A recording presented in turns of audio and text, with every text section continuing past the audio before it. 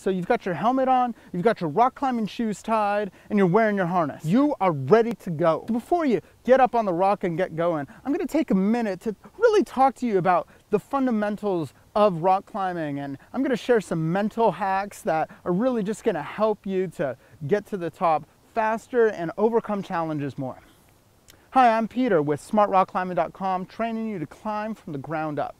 So to begin, one thing that we use when we're rock climbing is called handholds and footholds. Now these are cracks, ledges, different textured parts of the rock that really help you to get up the climb. So to use these handholds, your hands are definitely pretty important. Since they can pinch, pull, and grab, they can help you to stay up on the rock in a difficult situation. One problem that you can run into when you're rock climbing is that your hands can get kind of sweaty. So a lot of rock climbers will use chalk to help them get up a climb. Usually a rock climber will keep their chalk in a chalk bag like this one.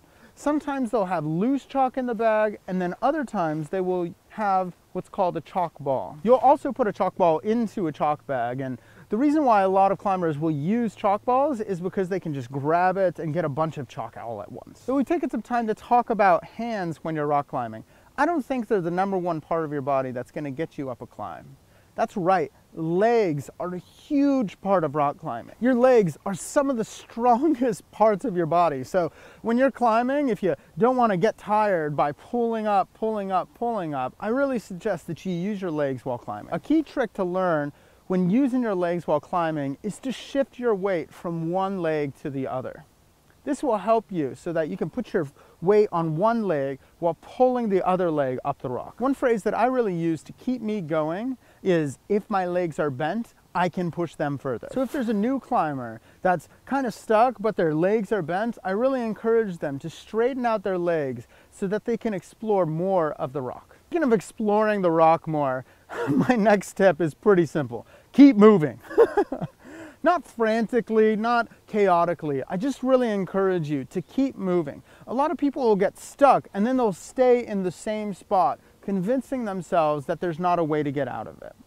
But I'm just encourage you, just keep moving, keep exploring, move your hands around, and even move your feet around. Sometimes your hands or feet can feel a really good hold that your eyes might not be able to see. So when I got started climbing, I used to classify handholds and footholds as good or bad, but since then, I've actually started to classify them based upon how long I can use that handhold.